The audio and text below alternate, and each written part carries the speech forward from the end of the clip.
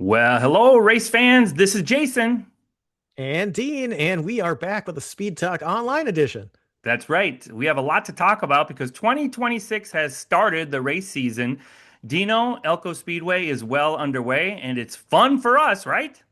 Oh, it's been a blast so far, and I'll tell you, it's gonna get better yet as things get warmed up a little bit. A little cool for the race fans, but I'll tell you, the action on the track's been pretty hot and heavy. I really liked on opening day how they started during the day. And then it was the Eve of Destruction was the next weekend. We could have started during the day for that one too, because that ended up being a little bit cold. But as far as the action on the track, the late model car counts have been really good. 21 late models so far this year. When you look at the results, three different races and three different winners, very few cautions, really. Cruiser Chris Merrick, Hunter Payne, and Billy Moan are the three winners so far. And when you look at the point standings, it looks a lot like last year because Chad Wallen, he started off the season real strong last year too. He is actually leading in points right now. Cruiser Chris Merrick is second, 10 points back. And then how about this? A flash from the past. Donnie the Rocket Reavers, third place in points so far. What do you think the late models so far this year? That's been great, and they've been extremely competitive and fun to watch. And the surprising thing is that Jacob Gage's been there, and he hasn't won a race. I mean, this is probably like as long as dry streak without a win at Elko. Things just a little rough at the beginning of the season, but he's going to get things going too. So look to add his name into that winner list as well too. But it's been great. Chad Wallen, you mentioned that he hasn't won yet, but he leads the points. He's right there. He looks very fast. I don't think it will be too long before he puts one in the W column there, and I think he'll get several this year. I think he's going to have a really good year this year. That's kind of his the way he does it though is top fives is he just kills you with top fives.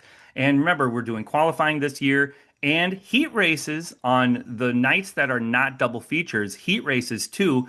Different tire this year for these guys, and so a lot of good challenges, a lot of new stuff for these guys.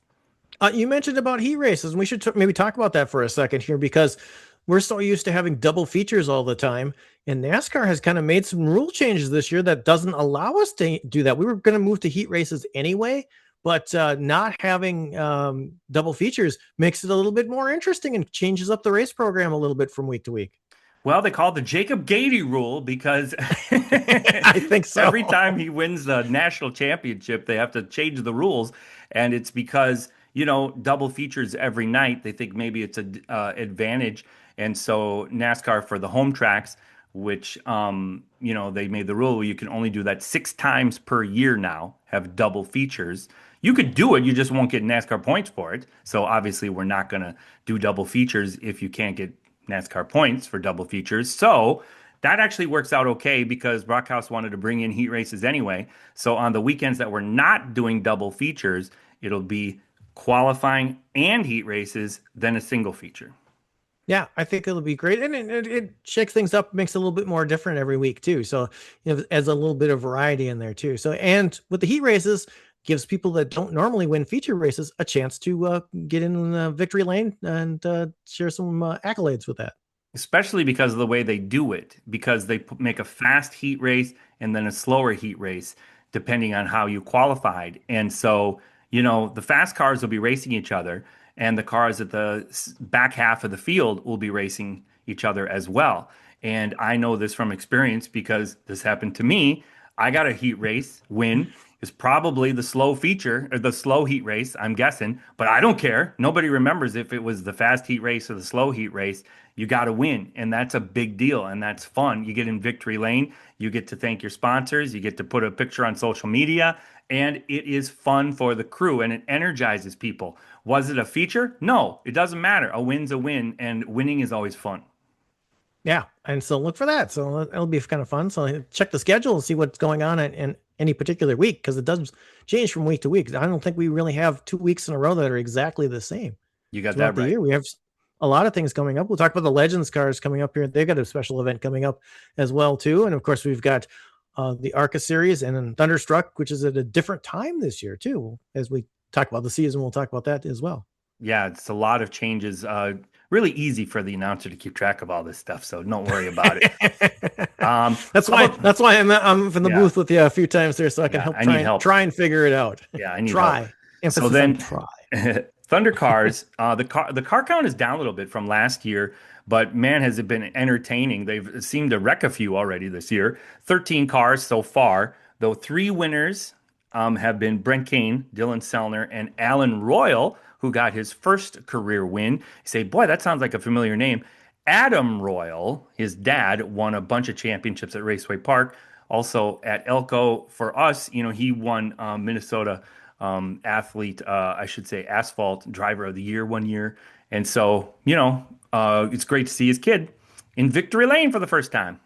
Yeah, pretty cool to see that 89 car back in victory lane. It's been a while since we've seen one of those in the late model division, that's for sure. hmm and then, as far as the Thunder cars For go, sure. Dylan Selner is now back in the division, and he was doing late models. It was a little bit of a struggle for him, and people, it's funny because when he switched from Thunder cars to late models, he was like, "I was having too much fun. It's time to torture myself, so I'm moving up to late models." And then he was proficient because I think he was tortured a little bit. Now he's back where he's comfortable and having a blast. And him and Brent Kane are very good friends, but they are very competitive with each other. And Brent Kane has been super focused pre-race, and you can tell that they're trying hard. They also have a new tire.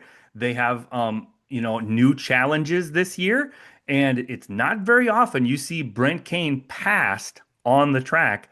On Saturday night, Dylan Selner passed him. Yes, that's for sure. And I'll tell you, it's a challenge for everybody. But as you notice, the pack is still very tight, and no one's really running away from anybody or anything like that. So it really is a competitive field out there, all top to bottom. And on any given night, any given car can get up to the front. Not necessarily Brent Kane, but we expect him to be trying to pass cars like he is used to doing here. We'll work on that throughout the season. That's for sure. I think it's gonna be a dogfight between Selner and Kane coming down to the end. Right now, Dylan Selner has a 11-point lead over Brent Kane, and then Tommy Sorum, he's the Mr. Consistent again. He's in third Hmm. place, 26 points back. So then power You know, stocks, power stocks, there's the rumor that they're going to eliminate them or whatever and change the car, whatever. I think that got some people motivated to actually put some more effort into their cars and bring out some cars that we haven't seen before. There's a bunch of new drivers, about a handful of new drivers we haven't seen before, buying these power stock cars. And, some of it is they bought other guys' backup cars and brought them out. So, I mean, these cars are ready to go. Let's race them. 15 cars so far on the track, three different races, three different winners. Nick Oxborough won on opening night. Now, he told me he hasn't changed the car to the new rules. They let him give a little more camber and to make the tires last a little longer. And they changed the weight percentage rule. And he said that he just left the car the way it was last year. Well, guess what? It's not quite as fast. I think the guy's got a little bit no, faster because he I think hasn't so. done as well in qualifying. Remember, Oxborough normally dominates qualifying. Hmm. He hasn't won qualifying yet this year, but he did win opening night. And then it was Mike Stair, and then it was Jimmy Jorgensen winning. And it's funny because those three have the wins, but when you look at the point standings, Mike Stair is leading, but Jesse Fisher is second in points because he's finished second a couple times. Right in there all the time, and definitely going to be knocking on the door for a win here real Oh, soon. That's for yeah. sure. He always gets plenty. He'll probably have 6 wins this year. I think it's going to be really fun. It's always fun in the power stocks. It always comes down to the last night. And, they bump and bang a little bit more than the other divisions. And so I think people really get a kick out of it. Clayton Dorner has been doing good this year. Peyton Letcher has been more competitive this year. So really, that's been probably one of the more entertaining divisions for sure with the power stocks. Once again, top to bottom too, watching through the field too. You don't see cars getting multiple laps down or anything like that. No. Everybody is, even the younger, newer drivers, I should say, are really hanging right in there. So I mean, it's good already, and it's going to get better throughout the season because, of course, the beginning of the season, everybody's just kind of knocking the rust off, getting back in the groove, and getting a feel for their car. Once the season gets going and you get a chance to wrench on the car a little bit, I think these cars are going to get a lot faster and a lot more competitive if they, can be more competitive than they are right Well, now. and then like Tom and Doughton, he comes, not every week. That Baney, the new Baney car, won't be there every week. So you always get people who come in and do well when they show up, which is fun too. And they might have different tires, whatever, the strategies, whatever. And so that always makes it so we have different winners too. As far as the legend division goes, 24 cars so far. We had the shock of the year. This should have been our lead story here, Dino. Um, Hmm. Frank Jurek, 10 years old. Now, the minimum age for a legend driver nationally is 10 years old. He is 10. Okay. Last year, he won quarter midget races all over the country in the NASCAR Youth Series. Actually, the last 2 years he did, won multiple championships. And he comes out in a legend car. And the thing about Brockhouse and that group owning the track is they want people at the track. Okay. We're doing all these practices where in the past years there was very minimal practices. Now they're opening practices. They're like, how about tomorrow? People show up, The and they sun's showed up. out. Come They on showed out. up at all of them. And Hmm. so people, like, they're like opening night and a 10-year-old won in his first ever race. That's shocking. Yes, but you didn't see how much time they put into practicing that thing. Plus, he's got an uncle, Andy Jurek, who also, even though he didn't race, he was out there in the backup car driving it and putting input into it. Now, my boss, Bill Collins, who was teammates with Andy years ago in the truck series, and my boss, the biggest claim to fame was he won the pole at the Milwaukee Mile in a truck series race. And he told me as soon as he saw Frank win, he was like, did Andy set up that car? Because that guy knows how to set up a car. He set up my truck when I won the pole at the Milwaukee Mile. So I know that was part of it too. That's not to take anything away from Frank Jurek drove a spectacular race to win that event. Yeah, he just seems like an experienced driver and a real natural fit inside these cars here. And the field is not a bunch of rookies out there, by the way. We have national champions out there and people that have been racing these things for 20, almost 30 years that are out there he's competing against and beating them too. So that's another amazing feat there too. It's not a bunch of rookie drivers out there and yeah, he beats other 10-year-old drivers that are out there. No, he's beating people that are in their 70s actually that are out there as well too. Well, let's So think I about mean, the race that Frank won. So he yeah. started fourth. So it's not like he started on the pole. Took the lead about 10 laps into the race. Then some real fast guys who were at the back made it to the front. First one was Robbie Carter, former champion at Elko. He is very familiar with the Legends cars, has worked on them and crewed on them forever, sets up other people's cars. This guy is an incredible driver. Tried to pass Frank on the high side and couldn't get it done, right? Ended up Yeah. slipping up. And then we have like you said, former national champion and Elko champion, Ayrton Brockhouse, who's the young superstar, comes up to Frank and he can't pass him. He held him off for a couple laps and Yeah. he was stuck to the bottom, Frank was. And he never moved off that bottom line. He protected the bottom and he was perfect because if he would have slipped up in the least, which I thought he would, Ayrton would have just blown right by him. Couldn't pass him. And so he earned that win. When I went and talked to him afterwards, I had never really talked to him. Certainly wasn't expecting him to win. And so when I talked to him, he sounded like an experienced NASCAR Cup driver. I mean, his answers sounded like someone who had been driving for 20 years, and he knows the lingo. He knows what to say, and he obviously knows how to turn a wheel. And I don't know if he's a savant or what, but it was very impressive, and it's going to be really fun to see him race all year at Elko and see how he does.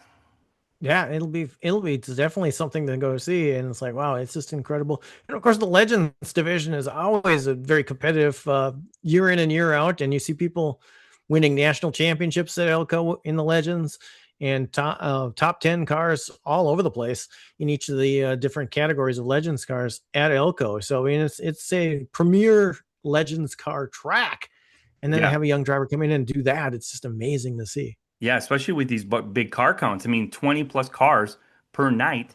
And you and I were talking before we started this recording that it wasn't just the one race that Frank did so well. He also finished fourth in another race, and he finished second last weekend, along with his win. So if you look at Yeah. the point standings, he's in second place in points, 15 behind Ayrton Brockhouse, who clean swept last weekend. And of course, it's really hard to beat him. Robbie Carter is third in points. So I don't know. It's going to be entertaining to see how he does, not only at Elko, but when he travels around and does some other things.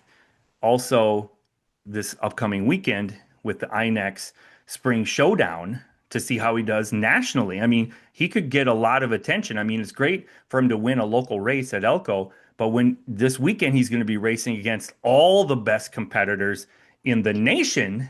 Remember, he's a young lion, 10 years old, as young as a lion can get, and he'll be racing against all the other best young lions in the nation this weekend at Elko. There might be some big names, to have some famous last names in there. We're not saying who. We'll find out this weekend, but it could be some people who you have heard their last names before because they're going for the national qualifier. And you say, well, why is that a big deal? If they win the Sunday race at Elko, they get a free pass into the national championship race at the end of the year, which is a big deal, especially if you can get that early in the season. It takes all the pressure off. So you can Yeah. just knock out the points, have fun, go wherever you want, and you're in the main event for the national championship later this year, which I think is at Dillon Motor Speedway in South Carolina. So, Right. You won't have to race your way in, because that yeah, is a progression of a lot of races, and it's nearly a week long event there just to try and make the A main, trying to race your way in. Not an easy feat, none whatsoever. So it's a lot easier to win one of these national qualifiers early on, like you said, take the pressure off, and then you can just have fun and tweak and get a little bit better as the season goes on. That's for sure. So yeah. a lot of cool things going on. Great to see. Of course, Legends. Have been racing in Elko for a while, and like I said, we've had a lot of national champions and top 10 drivers almost yearly. We've had somebody, if they didn't win a national championship, they were easily a top 5 or a top 10 driver, or multiple drivers are in the top 10 from Elko. So the word is around the legend car world that Elko Speedway is a track. You got to come there, and you got to be a good driver. You got to be very competitive, and you got to race hard when you come there. It's not a bang bang, use up your bumper kind of track. It's a race hard, but race clean and hard too. And that's what our drivers are used to doing. And obviously it works out pretty good seeing them in the national standings and coming out with big wins in major national events, and of course, like I said, in the point standings as well. We'll see. We went down to Charlotte a couple weeks ago, and we stopped in at US Legend Cars, which was pretty cool. They had the original first Legend car on display there, and they had other ones on display as well, and bandos. And when we walked through the door and we mentioned Brockhouse, everyone knew him. They all had stories about him.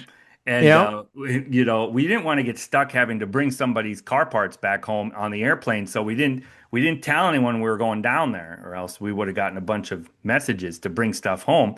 But it We was had really an extra cool. suitcase. Yeah. Yeah, we would have had to brought an extra suitcase. We could have made some money that way. But it's amazing how many cars they put together each year. Yeah, it was just amazing. As I said, well, how many cars do you build every year? And And the he answer said like was, six, didn't he say 600 a year? yeah, Yeah. yeah. And they do So, about 300 engines a year yeah. there. Yeah, it's So I was like, amazing. wow, it's just absolutely incredible. How about that original one? Wasn't that really kind of Hmm. primitive looking compared to what we look at now? It wasn't like a rounded roof. It was kind of like square on the sides. It was kind of flat. It was It really, seemed really plain looking. wider. It seemed wider. I don't know. It looked different for sure. It didn't have the right curves on it. It didn't look like a stock car kind of thing. It looked kind of boxy looking. Yeah, a little Like bit an more dune old buggy. 1960s stock car where it was more boxy looking than that aerodynamic looking look we see now. Yeah, and I think the engines now are incredible, you know, much better than the one when they first started Yes, with yes, the we got fuel injection and the water cooled and all that. So come a long So, ways here, yeah. but they still look cool, and they still are Oh, very racy, and they're very hard to drive. If you ask any driver, they always say a late mile is easy. These Legends cars, they are tough. that's why we were so shocked that Frank won in his first ever Hmm. race. So, bandos as well, a very well attended. 17 of them have showed up at Elko so far. Christopher Flynn has won every race. He's actually dominated every race. He's way ahead in the point standings. But I really do like some drivers who are essentially, I think of them as veteran Elko Speedway drivers, even though they're very young. Like Aiden Kubicheski is now Yes. very competitive, which we love. We watched him start when he was not competitive and he was just a little kid. And Hmm. now he's up there competing for top fives. He finished second last week. How about Thomas Paretsky? Also Yep. Yep. struggled Another when he driver first that's really started improved. coming, and now Hmm. he's up there in the top five and competing for wins. It's fun to see these drivers who struggled at the beginning make these big advances. And now, I remember that like when Adam Ratliff first started, and then, he was winning at the end. We've been doing bandos for a long time at Yeah. Elko. I mean, even Owen Giles. I mean, this is how long ago it was our bando champion for us. Colin Stalker, two-time Yeah. bando champion. And so Danny Mann, that doesn't seem like that long ago. So it's fun to see them when they first start. Like, how about that little Andrew Brelgy at 7 years Yes. old? He's gonna be a superstar the way he runs. Oh, So I I think don't so. know. It's fun to be able to see him rise up through the ranks like that. And when they struggle at the beginning, but then when they finally get good and it clicks, it's fun to see that. Yeah, I mean, essentially they're learning how to race, and there's a lot of elements to it. It's not just, go fast and turn left.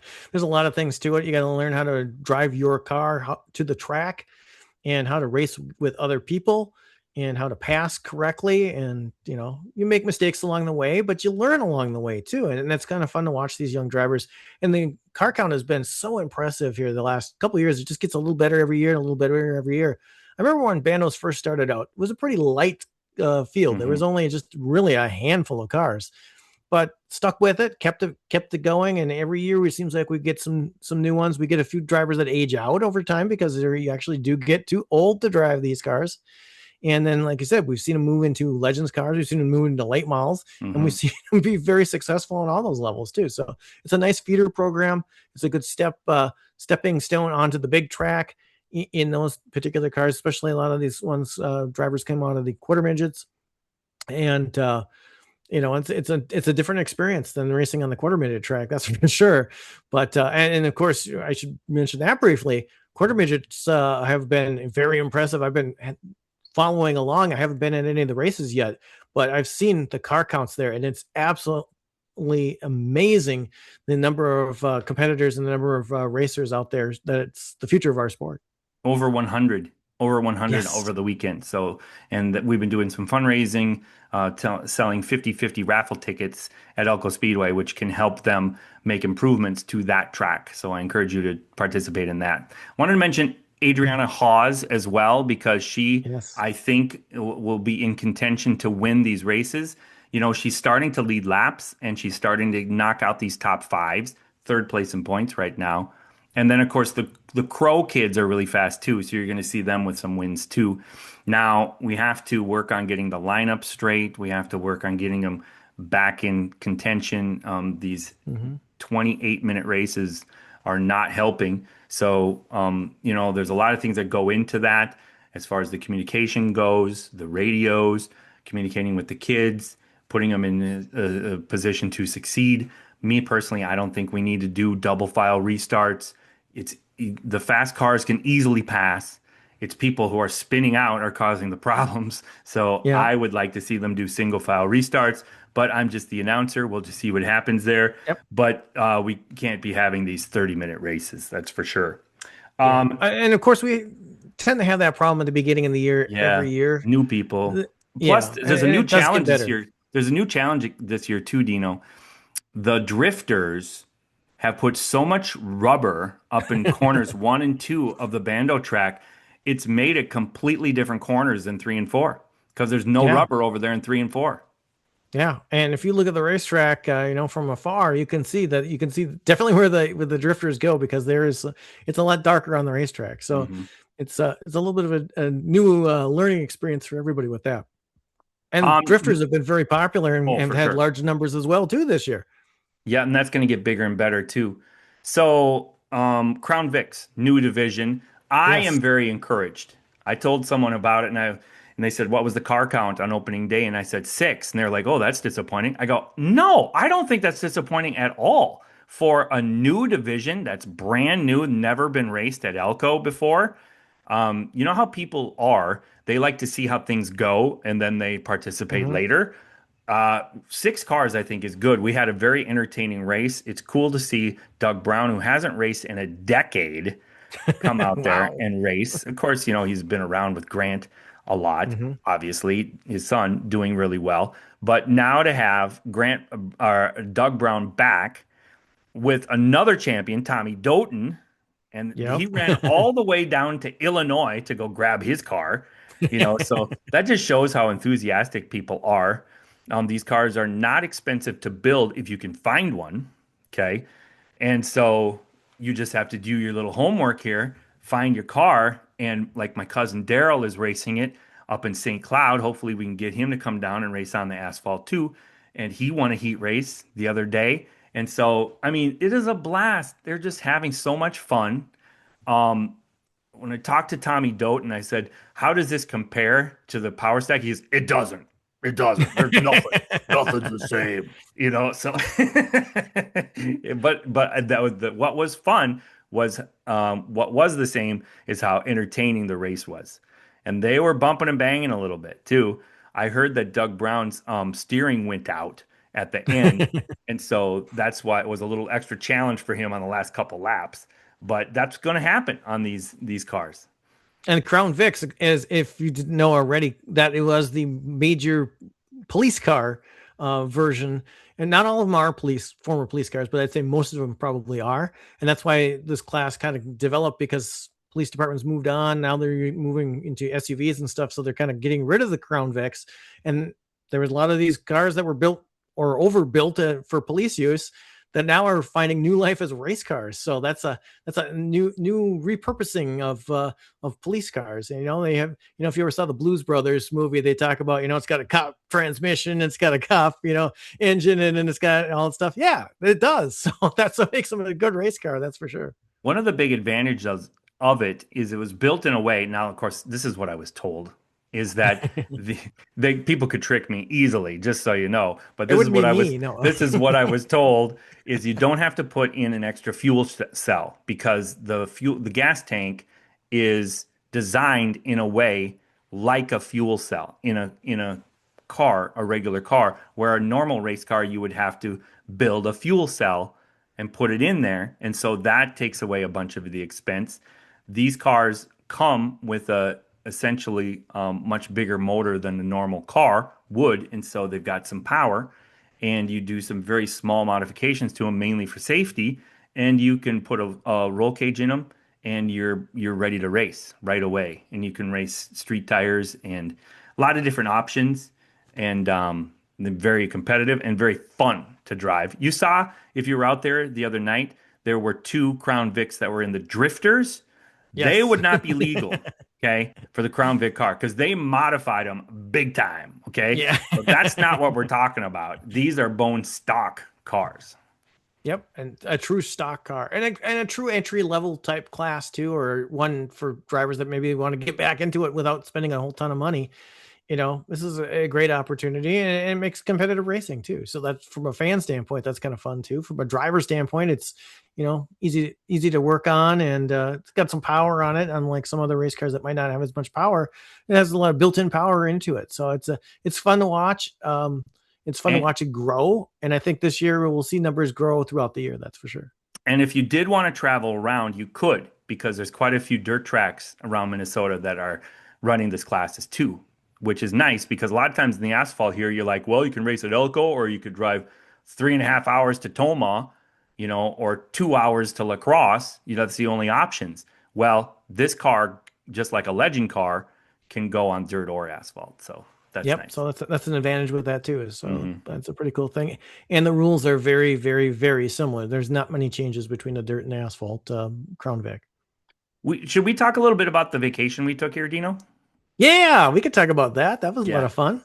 It was so cool. You and I have talked about taking a trip to the North Carolina area for, and I'm not kidding, decades we've talked about this trip. Yes. Well, we never do it because there's always something else happening, or, oh, I need, the money didn't work out, or, this or that, or whatever. And we actually had this trip planned a year ago, and then we didn't do it. And so Hmm. finally I was like, Dino, we got to do this thing. We're never going to have the perfect time. So let's just do it, you know? Yep. And, Yep. we didn't go down there saying, oh, we want to see the NASCAR race at Charlotte Motor Speedway. We want to go to local racing, right? Hmm. And what's the number one local track in the nation, the original NASCAR home track? Oh, Bowman we Gray Stadium. Golden Gray. So we're Yes. like, we have to center this trip around Bowman Gray Stadium. We didn't want to go for the opener. We didn't want to go there when the cup cars are there because it's just a mess. So we went, how about second week of racing? That'd be perfect.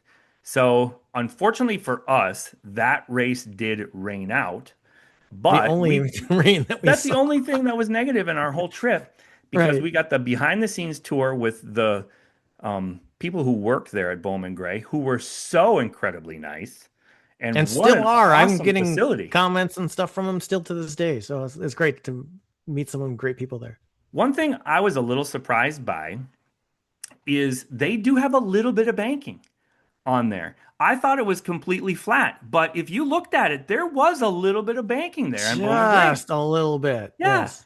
And Yeah, I thought you're so close to the wall, you don't see the fence right up against a wall, like a brick wall at any yeah. other racetrack. I And mean, then it the juts other, out yeah, it off does. the corner. It does jut out a little bit and then goes back in.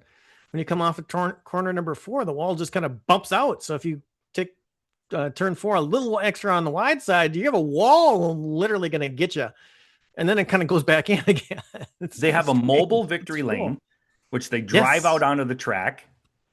And we talked to the guy who does the interviews of the winner on the track.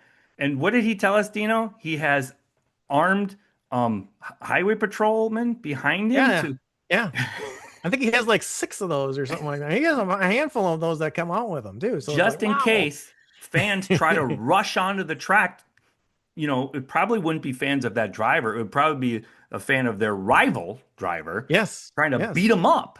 Yeah. We showed up way early. I mean, I knew you were going to tell this story. 2.5 hours early before the gates open, and there's already people waiting there in line to get in, right? And we're just walking by. We didn't say anything, right? We just got out of the car. We didn't even Yeah, start walking we didn't yet. even go in yet. And we said, hey, is this a good place to park? And he was like, I guess so. You better watch that Burt Myers.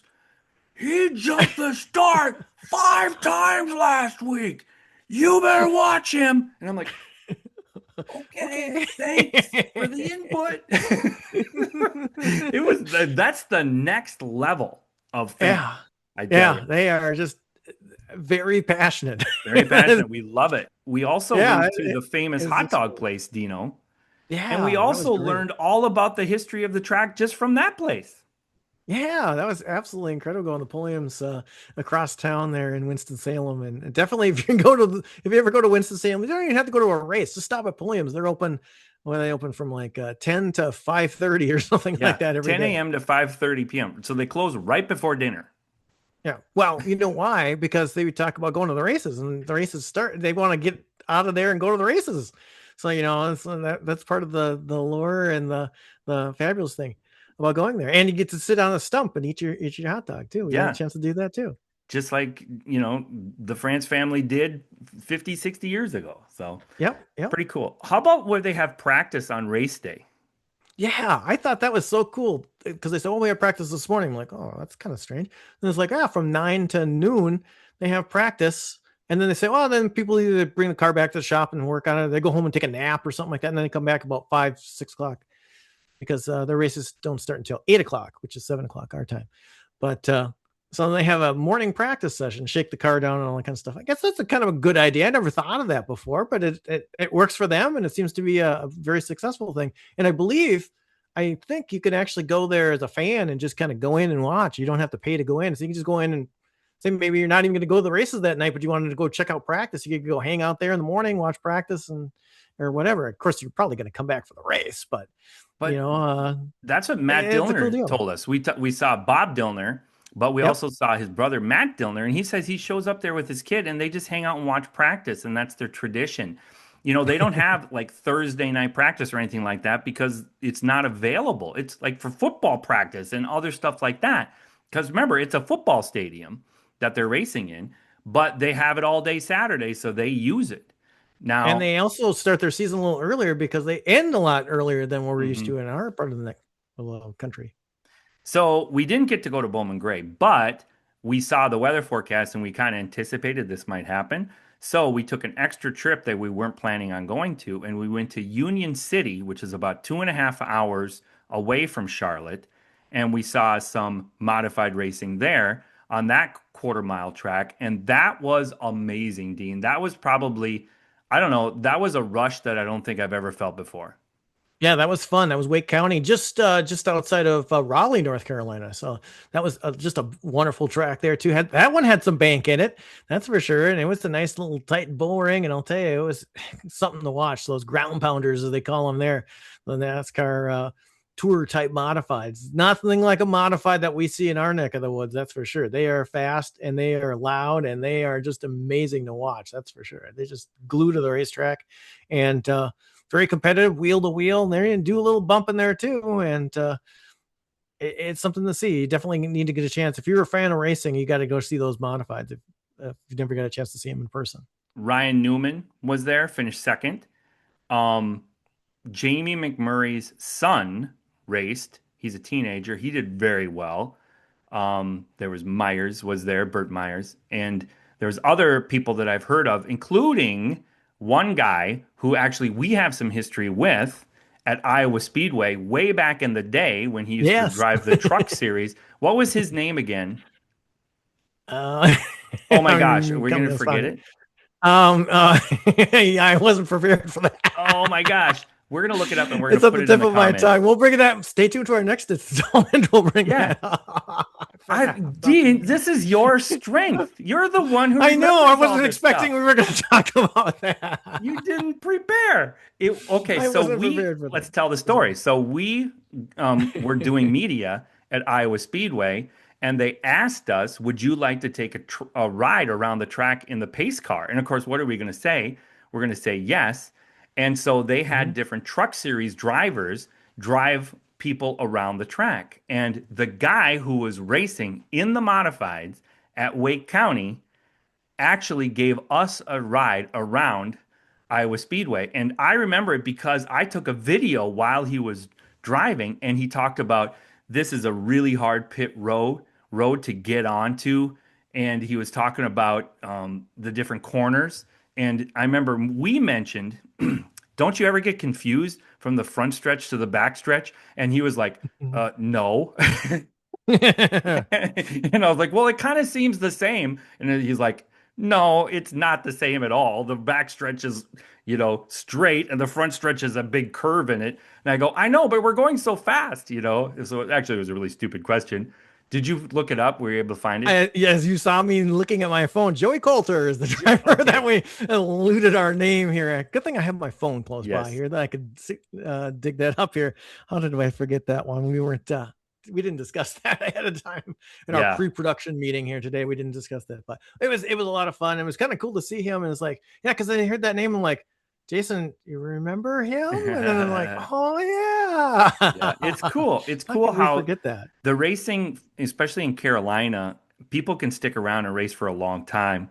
And, the next day, we haven't even talked about this either. We No. ended up going to Caraway on Sunday to see a late model race, and that's the Cars Tour. So that's the Kevin Harvick, Dale Jr., Jeff Burton creation tour. And Caden Honeycutt ended up winning that race. And then he won a race in the truck series the next Yes. day, and you see him interviewed all over the place. And I guess he's a very much a rising star, but he was winning. Winning that late model race at Caraway, which talk about high banked. Oh my gosh, Yes. that has to Yeah. be at least 20 degrees of banking on there, maybe Yes. more. And Yeah, that's a and the bigger track was track too. It's about a half a mile. just under a half mile too. Yeah, Yeah, it was fun to watch too. much Yeah, we only saw faster. 2 races that night. It was amazing. We watched a pro late mile race that was 100 laps with 23 cars, and then we watched 125 lap, essentially a super late mile race with 30 cars in it. So it was fun to watch a big field of cars, late mile cars, and racing 100 and 125 laps. So it was a lot of laps, but it was a lot of fun watching those cars. My impressions of that was I the guys up front were racing clean and hard, but I think the guys near the middle back of the pack were just wrecking each other and causing these cautions. We don't see that so much at No, Elko, nope. where I don't know. I don't know why that is. Maybe it's, younger drivers feeling a lot of pressure or what, but they're wrecking each other at the back of these fields where, around Elko, we're not used to seeing people do that. And so No. that got a little annoying to me. Yeah, it Uh, made it a little bit longer. It's like, oh, come on, yeah. guys, behave here. We're It's gonna, like I can understand if people are let's get a little battling interesting for up the front. lead and they hit each Mm-hmm. other and or something happens, but when you're battling each other for 18th place, Yeah, come on, it's let's get like, it together here. yep. And even the Elko late models or super late models that we see in our area and stuff like that, they don't race like that. No. But they race differently. Like I said, they use a bumper a little more down there than we do around in our neck of the woods around here. We're kind of used to not seeing that kind of that push and shove kind of racing where you race Hmm. you hard or we're not racing like that. It's just a different style of racing down there. We Yep. got a chance to see that. Yeah, it was fun. It was fun to see the different announcing styles and to see how that they put a show together. I like how we put our show together, and so but it's good to get some insight on how they do it down there. Now we did a lot of other things too, Dino.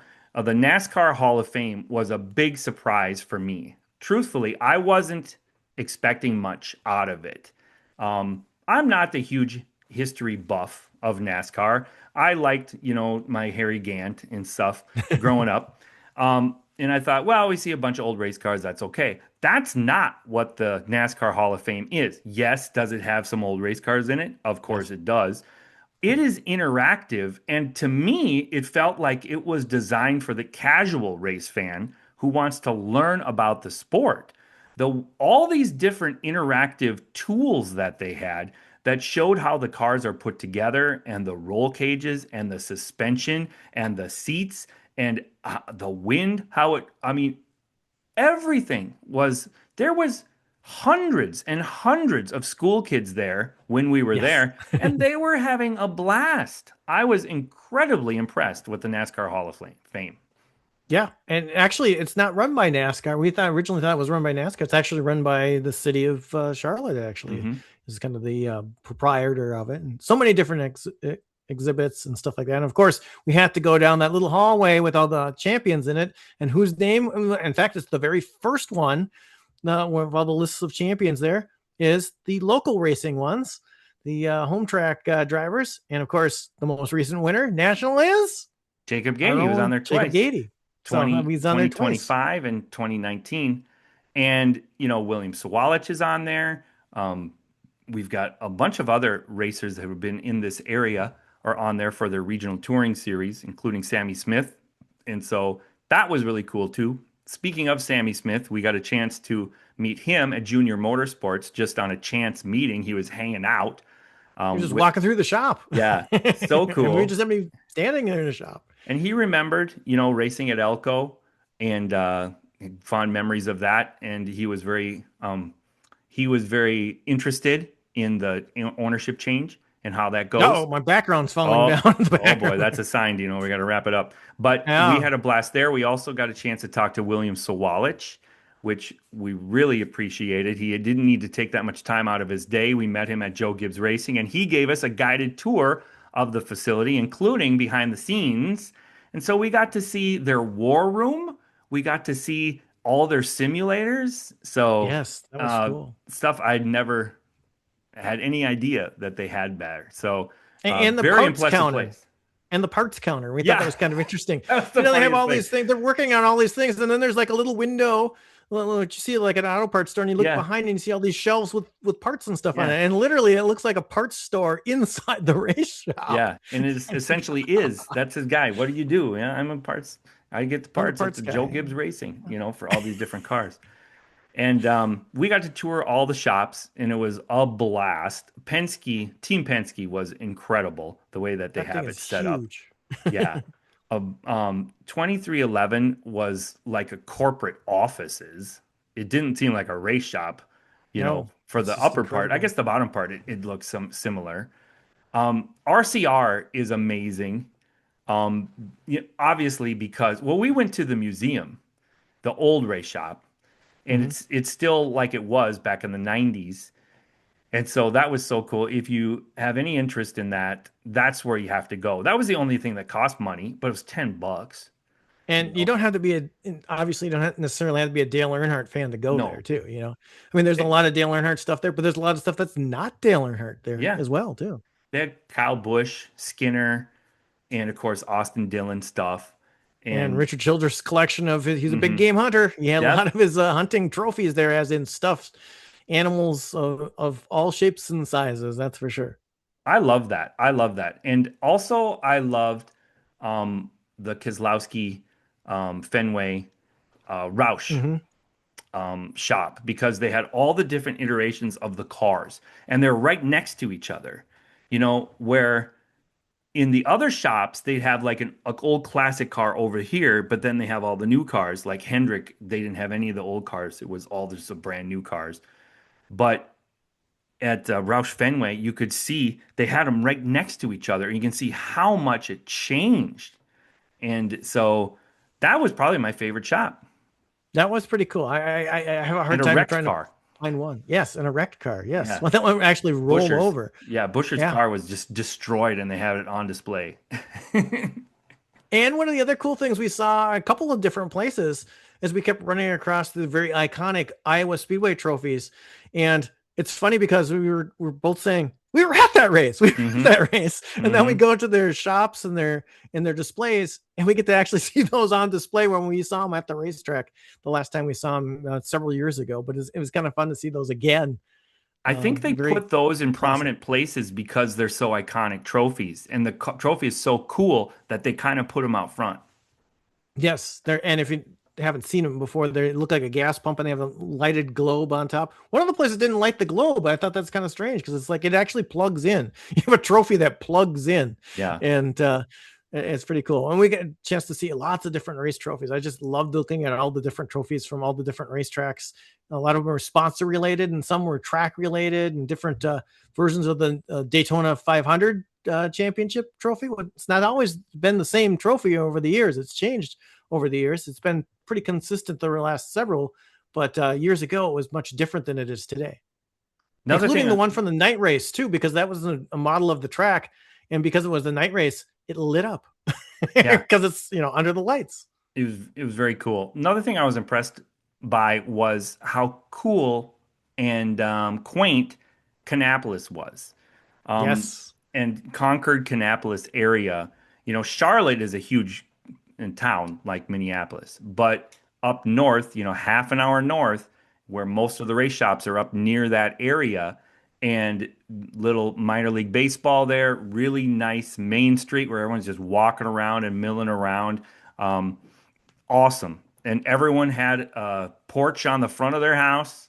Yep, I saw that one right away. I said, "Look at every house has a porch. Isn't Yep. that cool?" I mean, I look at the little things in life here, but Yeah. I mean, that's a cool thing to see that. I mean, Yeah. definitely a classic small town. We even spent time in a cemetery too, so Yeah. kind of a things to do. Yeah, it was so cool. So much fun. I would encourage anyone to just go and do it. And if you're intimidated on going to the race shops, don't be. It wasn't crowded. You just look up their hours and you show up.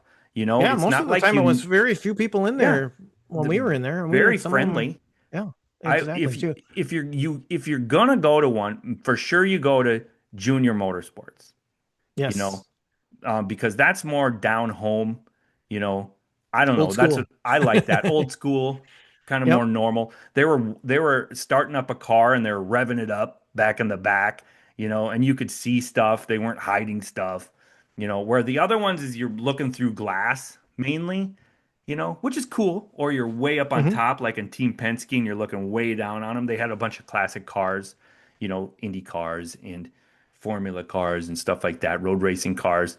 So that's super cool too.